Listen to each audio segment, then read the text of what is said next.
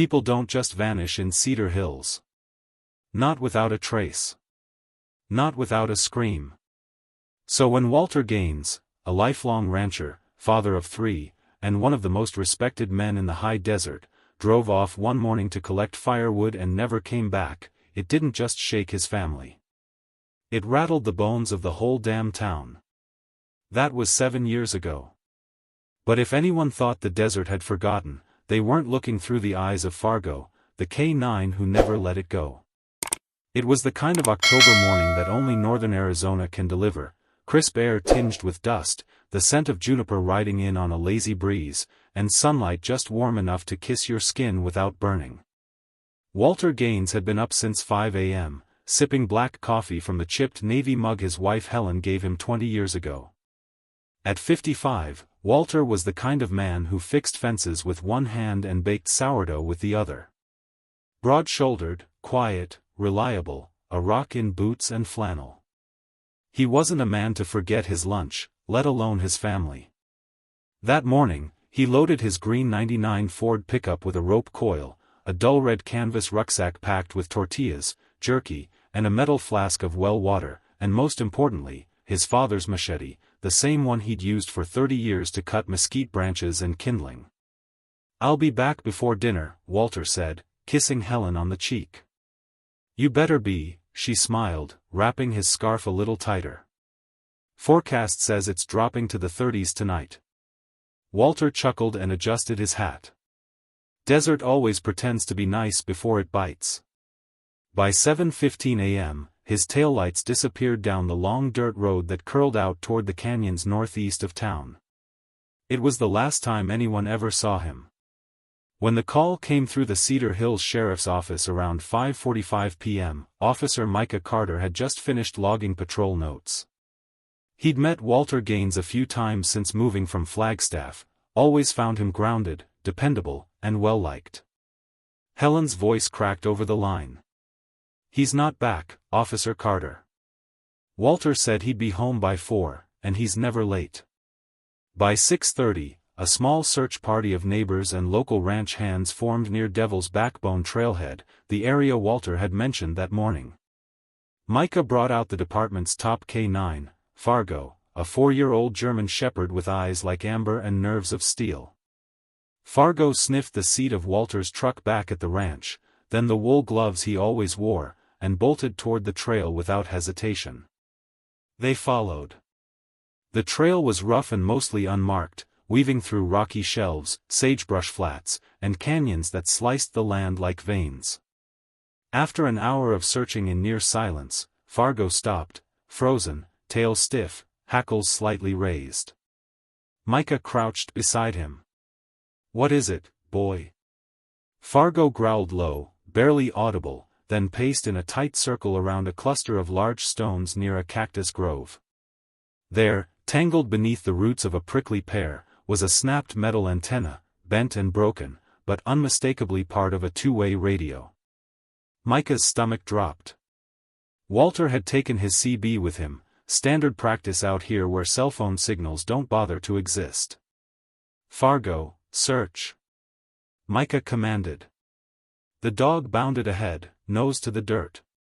But within 20 yards, he stopped again, this time whining softly. No footprints. No scent trail. Nothing. Just dead silence, broken only by wind slicing through brush and the distant squawk of a hawk overhead. Over the next 72 hours, Cedar Hills turned itself inside out. Over 50 volunteers swept every dry creek bed, cave, and arroyo they could find. The county brought in a drone team. Nothing. Not a shirt. Not a footprint. Not a damn thing. The pickup was eventually found 2 days later, abandoned in a clearing nearly 10 miles off Walter's planned route. Keys still in the ignition. Gas tank half full. No signs of struggle. Fargo tracked for miles but kept returning to the same spot, an old fire ring at the edge of a rocky bluff. "Someone was here," Micah told the sheriff. "Fargo knows it." "Then where the hell is Walter?" the sheriff had muttered, staring into the endless desert. Weeks became months. Leads dried up. Rumors didn't. Some said Walter had a stroke and wandered off into the rocks. Others whispered about cartels using remote trails to traffic goods north. A few even muttered about cults and disappearances, stories that always seem to grow in towns with more dirt roads than people. Micah didn't buy any of it. Walter wasn't the type to disappear, he'd say. And Fargo's never failed me once.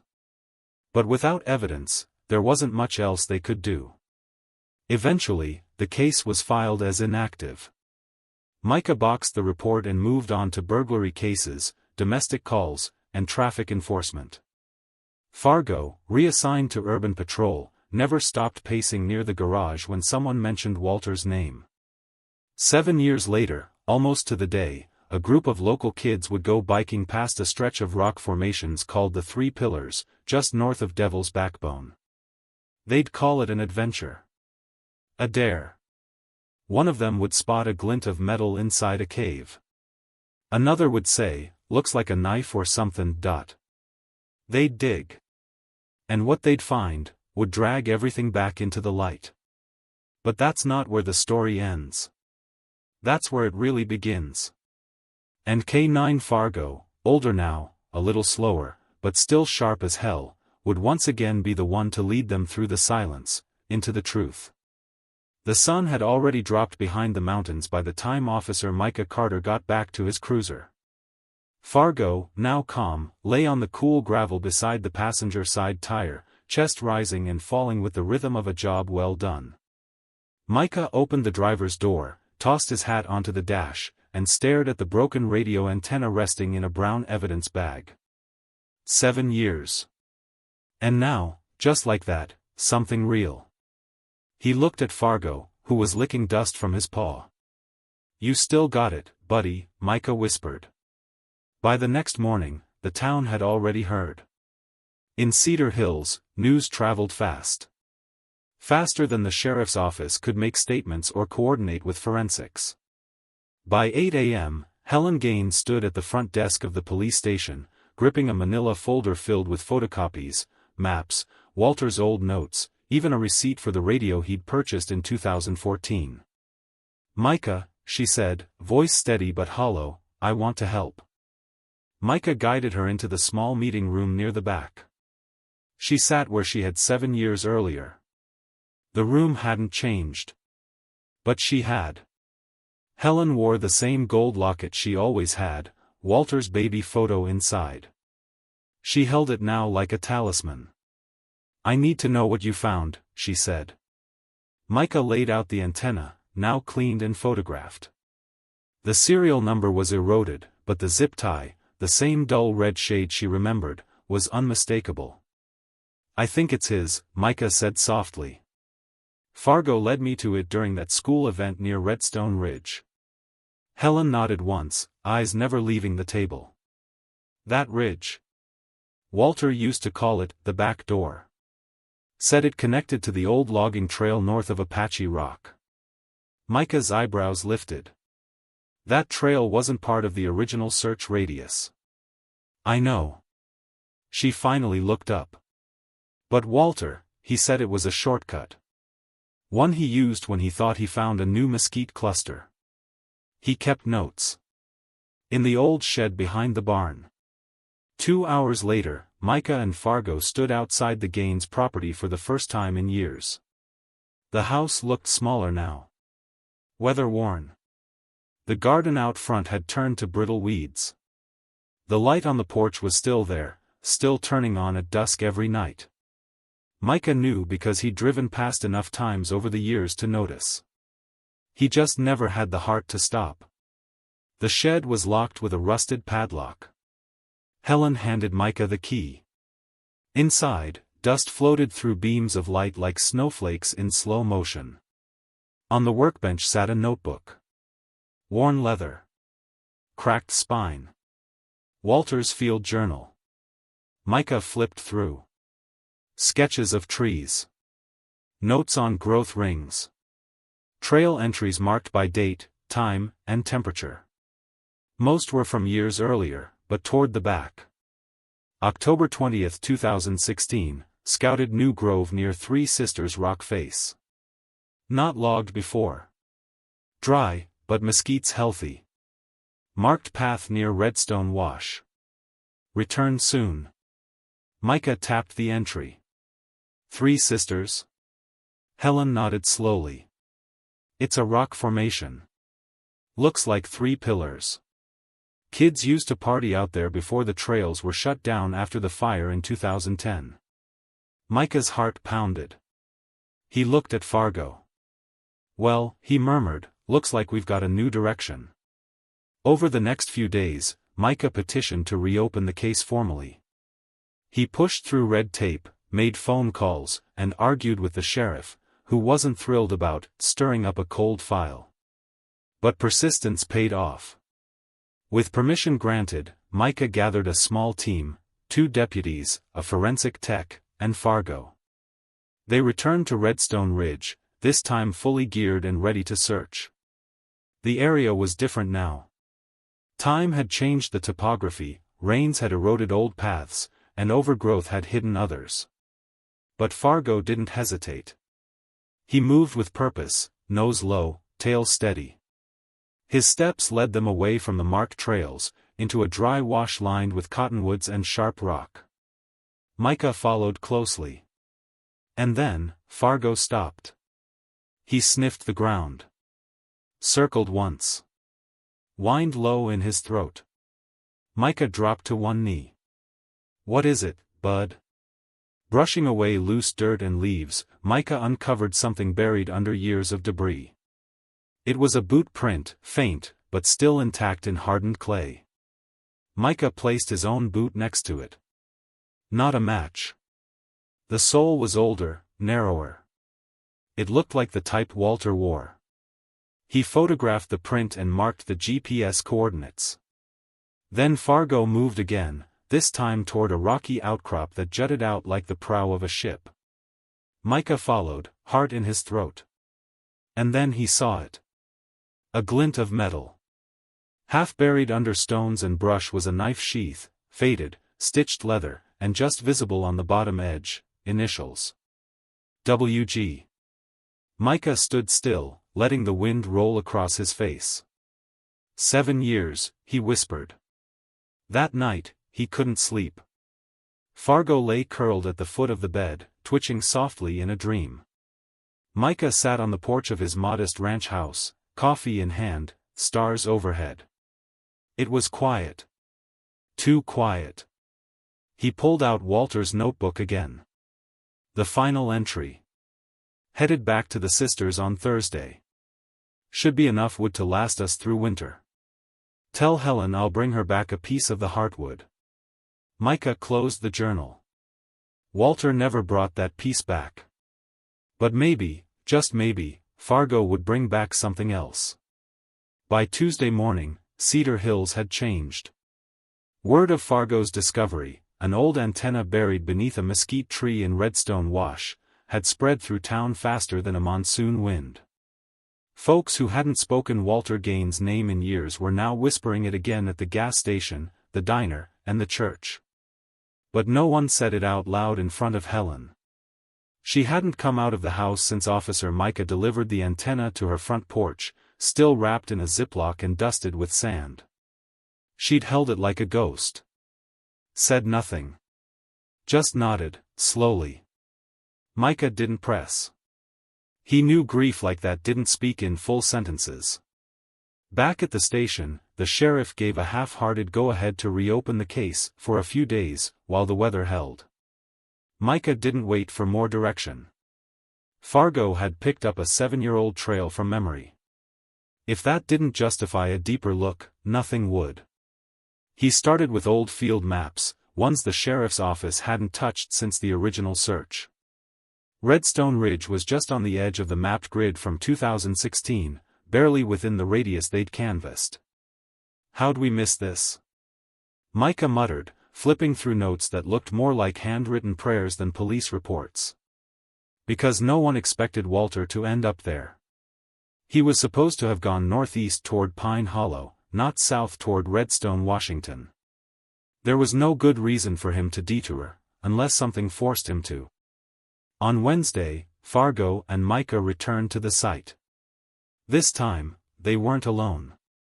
Deputy Aaron McKay, a straight shooter from Flagstaff with an eye for terrain, came along with a drone operator from the county search and rescue team. The plan was to grid the area, especially the land just beyond the wash.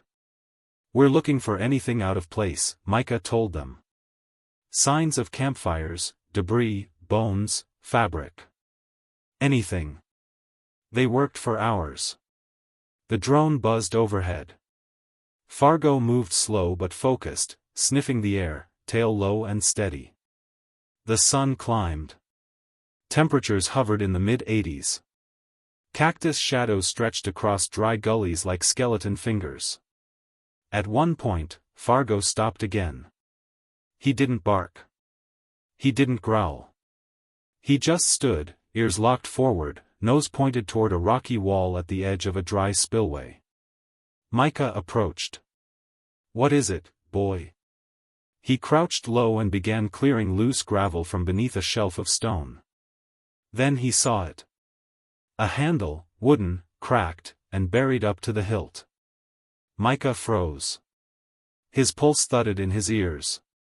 He reached for a glove and slowly pulled the object free. A machete, rusted but unmistakable. A long blade, once polished silver, now brown with time and dust. The wood grip had been carved years ago with letters. Some were too worn to read, but one word still held. Gaines. Back at the command tent, the find was bagged, labeled, and sent to the lab in Flagstaff.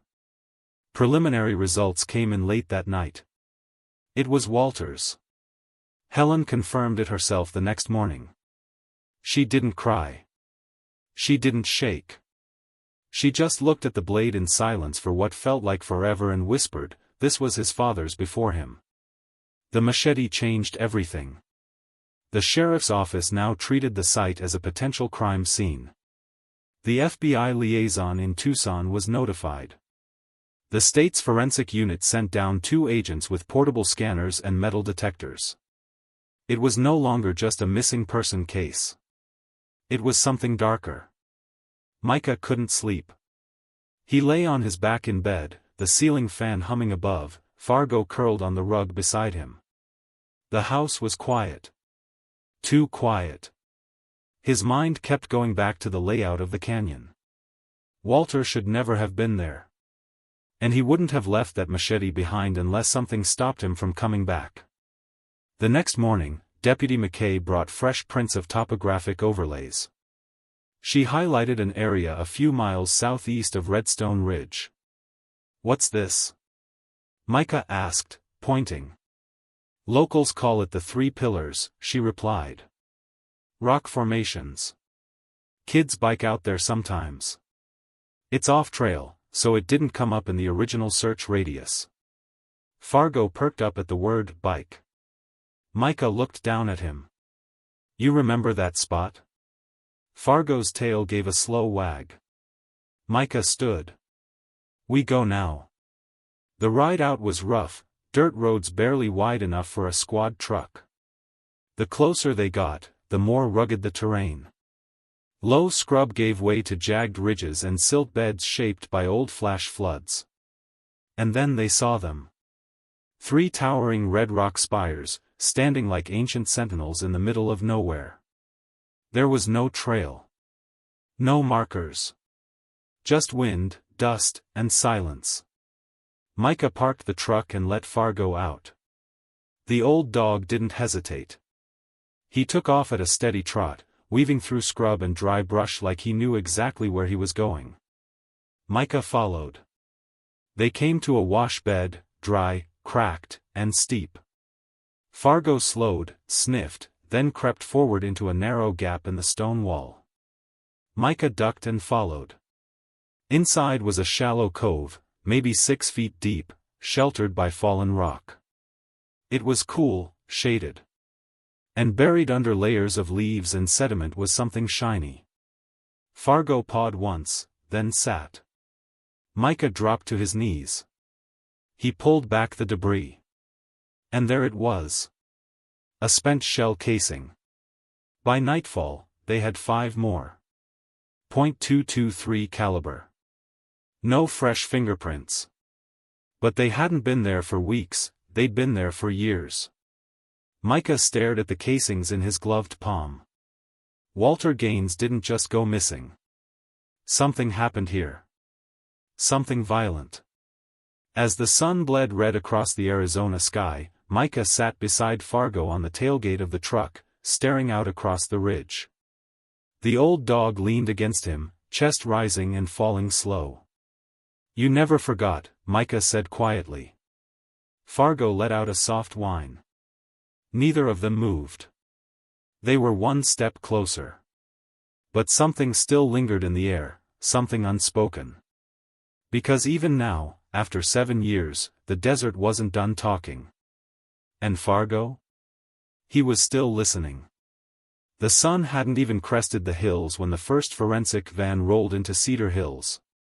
It was barely 6 a.m., but the empty stretch near the 3 pillars, the strange, jagged rock formation where K9 Fargo had uncovered the machete, was already alive with law enforcement tape, camera crews, and boots crunching against dry soil. Officer Micah Carter stood to the side with Fargo at his feet. The German shepherd's ears were forward, his body still alert. Even after all these years, something in the dog's posture told Micah he wasn't just sniffing for scents. He was waiting for justice. "Morning, Officer Carter," said a woman in dark tactical gear, stepping out of the lead van. Her badge read Commander Patricia Vance, lead investigator for the Arizona Department of Public Safety. Word was, she'd worked some of the roughest missing persons cases in the state. Micah nodded. "Appreciate you coming so fast. You find a machete buried out here with initials carved into it, you get my full attention," she replied, scanning the terrain. "And from what I hear, your partner here's got a nose for the truth."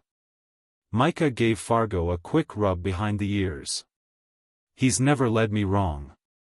For the next 3 hours, the area around the cave where the machete had been found was sectioned off and photographed from every angle. The forensic team, clad in gloves and booties, moved like dancers, precise, cautious, methodical. Fargo stayed close, eyes sharp, tail low. At 9:17 a.m., the first major discovery came. "Commander. Over here," one of the techs called out. "We've got fabric." Micah and Vance walked over just as the tech gently unearthed what looked like the tattered remains of a shirt, sun-faded but still holding its pattern. Blue and white plaid. Micah's stomach clenched.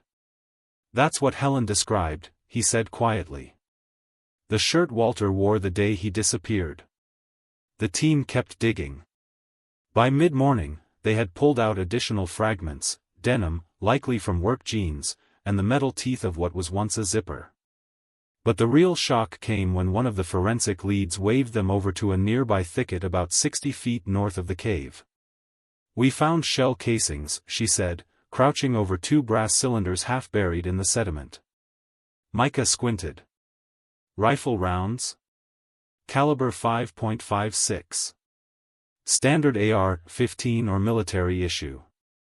At least 2 shots fired. Judging by the corrosion, they've been here for years." The mood around the site changed instantly. This wasn't just a missing person anymore.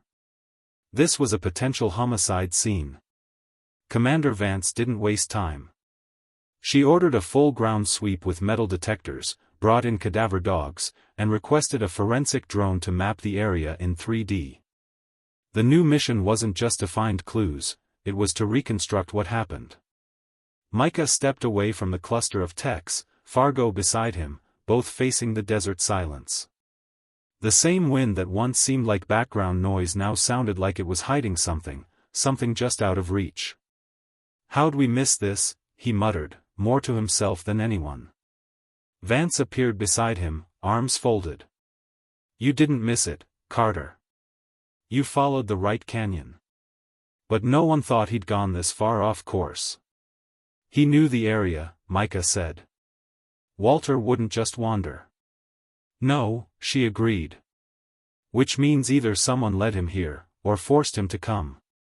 That afternoon, a preliminary report came in from the crime lab regarding the machete.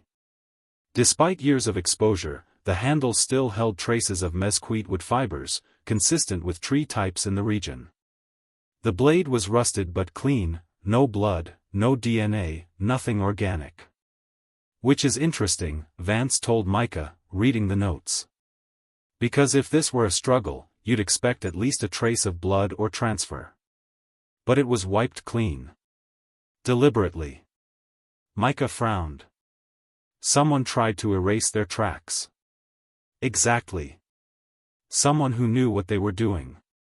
The next breakthrough came from Fargo. Late in the day, as the sun began slipping behind the three pillars, Fargo wandered to the edge of a dry wash, his nose to the ground, tail stiff. Then he barked, just once. Loud and direct. Micah turned sharply. Got something? Fargo barked again, then began pawing furiously at the dirt. Micah jogged over, motioning for the crew. The soil in that area looked subtly disturbed, like it had once been dug up and packed down again. It didn't take long for the ground team to confirm, someone had buried something here. Shovels and trowels worked their way down inch by inch. First, a half-melted plastic water jug, then old food tins, a torn nylon rope, and beneath it all, a shallow fire pit with traces of charred clothing and animal bones. But no human remains. Instead, what chilled them all was what they didn't find, or rather, what had been done to remove anything that could be found. Lime. Traces of lime powder in the soil, and heavy chemical degradation, both indicators used by criminal groups to dissolve organic evidence. Someone hadn't just tried to hide something. They had tried to erase it. By nightfall, a grim truth settled over the camp. Walter Gaines had likely stumbled into something far bigger than firewood. Something dangerous. And someone had made sure he never spoke about it. Fargo sat beside the disturbed earth, watching the horizon. As Micah looked down at his partner, he felt a chill that had nothing to do with the temperature. "You found him again, didn't you?" he whispered. Not his body, but his story. Fargo didn't move, only stared. Because sometimes, even in the silence of the desert, a dog can hear the truth. The canyon was quiet, too quiet. Even the wind seemed to hold its breath. Officer Micah Carter crouched beside a burned-out fire ring, one hand resting gently on the scruff of Fargo's neck. The dog's ears were up, his body tense, nose twitching with sharp, purposeful breaths. The air smelled of ash, rust, and something Micah couldn't quite name, old sweat, maybe. Gun oil. Leftovers from people who didn't want to be found. This wasn't just where Walter Gaines had died. This was a place where others had hidden.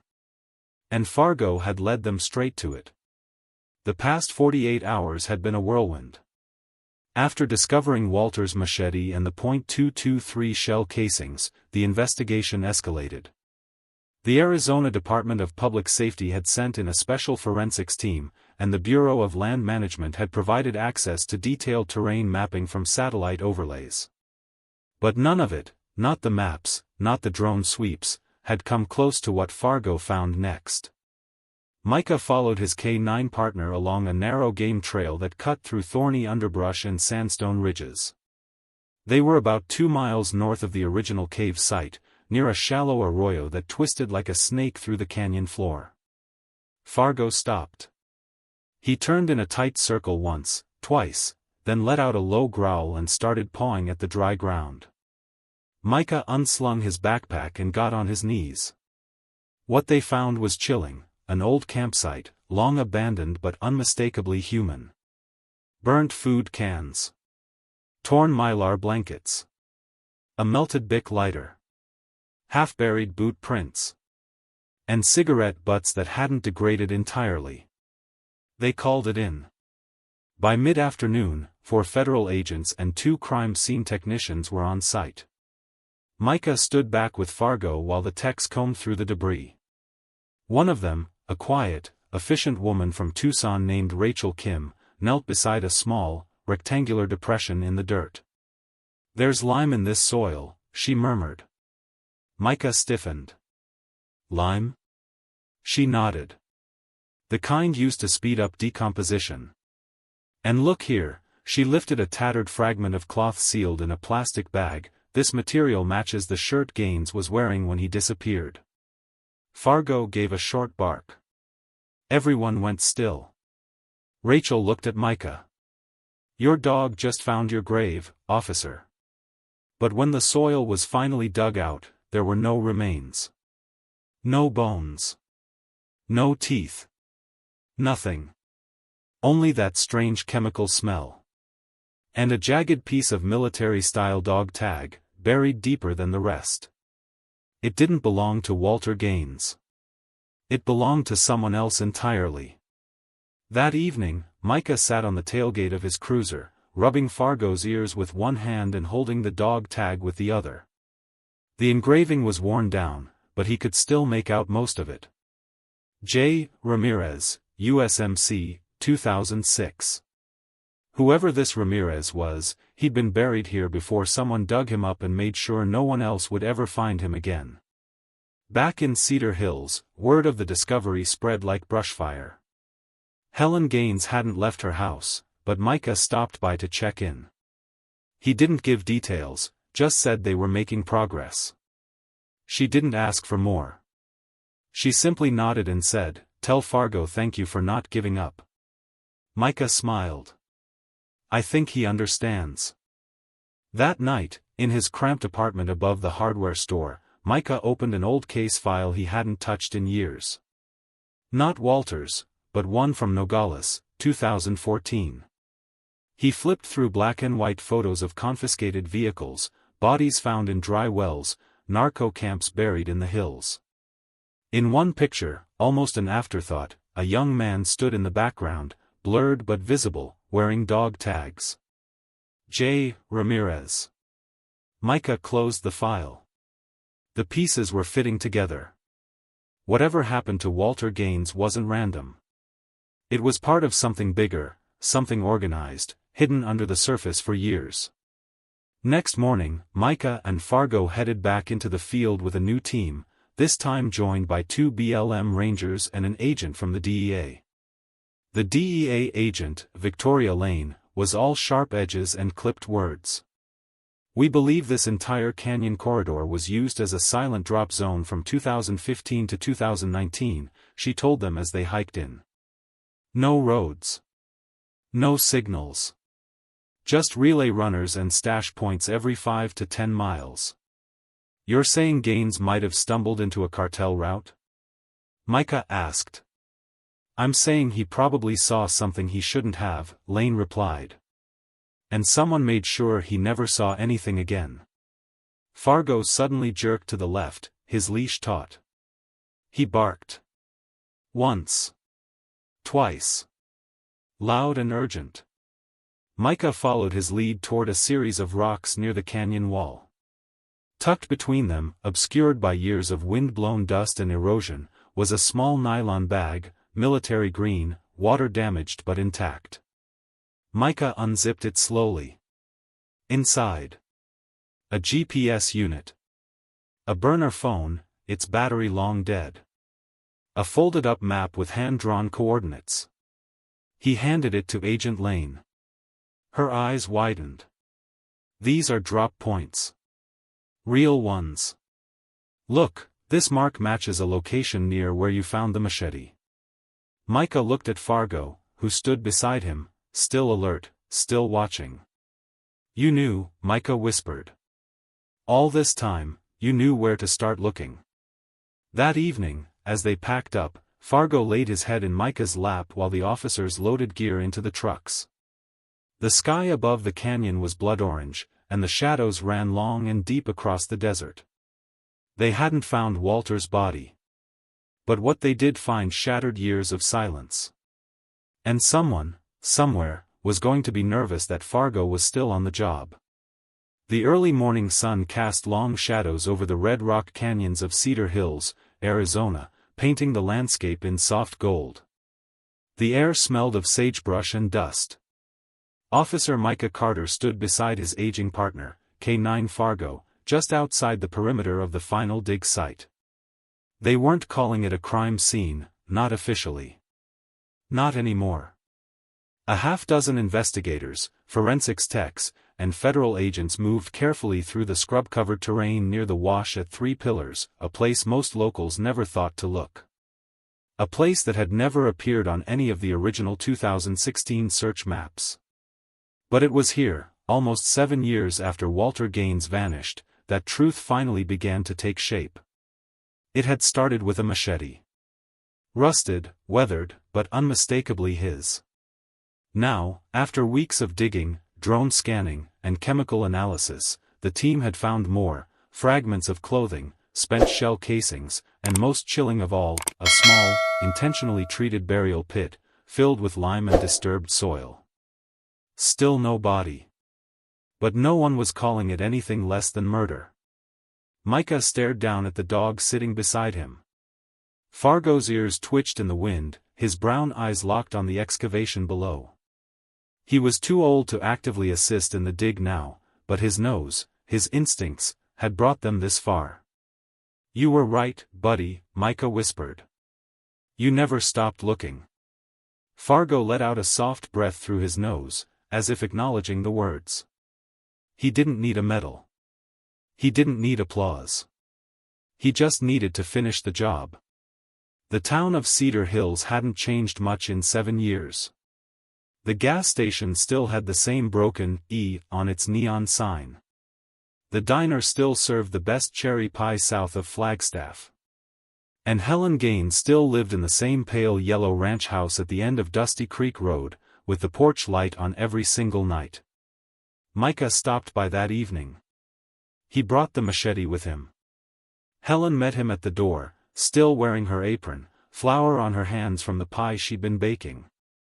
"It's his," she whispered when she saw the worn handle. Her fingers brushed the faded initials carved into the wood. "He never went anywhere without it." Micah didn't say much. He just nodded and let her hold it for as long as she needed. Some things didn't need explanation. She stared out toward the horizon. "Do you think it was quick?" "I don't know," Micah admitted. "But I do know he didn't just walk away. He didn't leave you. He didn't leave anyone. Something happened. And we're finally getting close to the truth." Helen nodded. Her lips trembled, but she didn't cry. "Thank you," she said. "And thank Fargo, too. He's a good dog." Micah smiled. "He's the best." The official report was still being compiled, but the working theory, backed by ballistics, regional data, and interviews, was unsettling.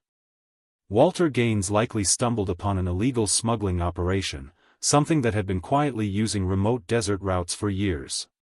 Satellite footage confirmed that the area around Three Pillars had seen regular night movement back in 2016. Black SUVs. Tarp-covered cargo. Locals who'd stayed silent out of fear were now coming forward. One rancher described seeing armed men near the canyon in the fall of that year. Another recalled hearing rapid gunfire, not the slow shots of hunting, but the quick bursts of automatic rifles. None of them reported it at the time. Too scared. Too unsure. Micah couldn't sleep the night after the forensics team finished their work. He sat on the back porch of his small home outside town, a cup of lukewarm coffee in one hand, and Fargo lying on the deck beside him. The stars above Cedar Hills glittered like diamonds scattered across black velvet. "You knew," Micah said quietly. "All these years, you knew there was more out there." Fargo didn't move. But his ears perked slightly, catching every word. "You're not just a dog. You're a detective. You're a damn hero." The dog sighed deeply and rested his head on Micah's boot. They stayed like that for hours. The funeral was held the following Sunday. Not a traditional one, there was still no body. But the town came out anyway. People brought flowers, folding chairs, and handwritten letters. The old Baptist church hadn't been this full since Christmas of 2009. On the altar, next to a large photo of Walter smiling beneath his wide-brimmed hat, lay his machete. Cleaned. Restored. Honored. Helen stood up to speak, her voice shaking at first but then growing stronger. "He was a good man," she said. "And good men don't just disappear. I know now, he didn't run. He didn't forget us. He died out there trying to protect this town, whether he knew it or not." She looked down at Fargo, sitting at the front pew beside Micah. "And this dog, this brave soul, he never gave up. Not on Walter. Not on the truth. And neither should we." Applause filled the small chapel, soft and solemn. In the weeks that followed, the story of Fargo's discovery reached beyond Cedar Hills. News outlets picked it up. A documentary crew even stopped by. Micah turned them all down. He wasn't interested in cameras or headlines. Fargo, though, got a medal from the State Canine Association, awarded in a small ceremony at the sheriff's department. Helen came. So did half the town. Fargo posed for photos, still dignified in his age. But to him, the work was done. He'd found his man. Micah knew he wouldn't be in Cedar Hills forever. The department was small, and he'd already been offered a supervisory position in Prescott. But something about this place, the people, the land, the dust and truth beneath it all, kept pulling at him. So he stayed. He and Fargo started doing school visits, teaching kids about search and rescue, about trust and training, and about how dogs can do more than just fetch, they can save lives. One day, as they walked back to the cruiser after a class at the elementary school, a boy tugged at Micah's sleeve. "Is Fargo a hero?" Micah looked down at the German shepherd, his coat a little grayer now, but his eyes still bright. "No," Micah said. "He's not a hero. He's family. And he's the reason Walter Gaines can finally rest." 8 months later, on a routine hike, Fargo stopped again. He stood completely still, ears twitching, nose sniffing the air in short bursts. Micah watched as Fargo pawed at a shaded patch of earth under a rock ledge. The deputy behind them leaned in. "What's he doing?" Micah stepped forward and dropped to one knee. He pulled something from the dirt. A metal ID tag, bent, weathered, but still legible. It read, Gaines, W. It had been on Walter's backpack when he left that day in 2016. Micah looked over at Fargo. "You still got it, old man." Fargo wagged his tail once. Thank you for following the story of Officer Micah, K9 Fargo, and the mystery hidden deep in the Arizona desert. Their journey reminds us of the power of persistence, loyalty, and the quiet heroes who never stop searching for the truth, even when the world forgets. Green Circle, what would you have done if you were the one who found that machete in the cave? Let us know in the comments. And don't forget to subscribe for more incredible K9 rescue stories like this one.